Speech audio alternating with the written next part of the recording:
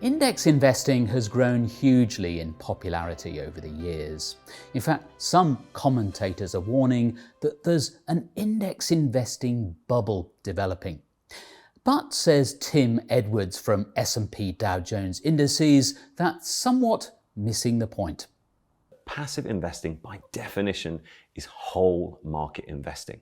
You're not putting more money in Apple or in Microsoft or in any other stock compared to its capacity to absorb your investment. So smaller stocks get a smaller bit of your money, bigger stocks get a bigger bit of your money.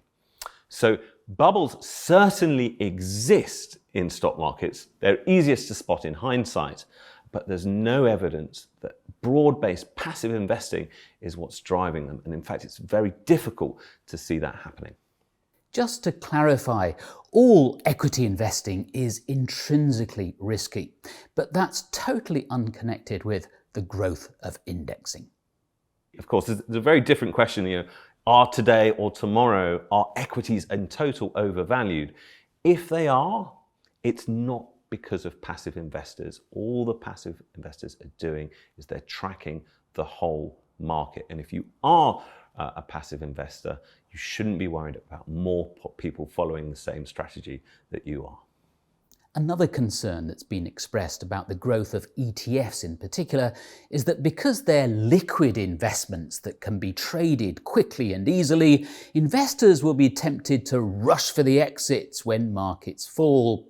But that's not what happened in March 2020 when markets plummeted in response to news about the COVID pandemic. Well, in hindsight, I think we can make a couple of observations. The first is that passive investors themselves didn't rush for the exits. And in fact, this shouldn't be surprising because many passive investors are there for the long term rather than trying to time the market. The second thing that we noticed was, again, there was volatility.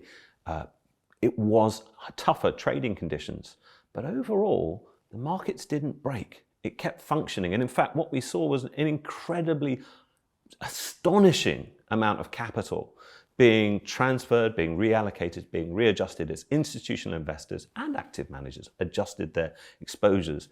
Many of them used index products in order to do that. And overall, I think you can hindsight, we could say the system really worked and dealt with an extraordinary volatility and change in news flow very effectively. So yes, there have been scare stories about indexing, but they don't stand up to close scrutiny.